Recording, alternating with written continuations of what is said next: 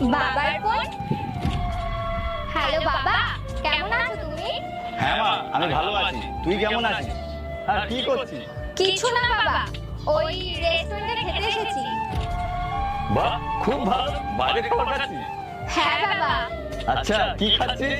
বাবা, আমরা ওই বিরিয়ানি অর্ডার করেছি, আর তার সাথে লস্যিও আছে।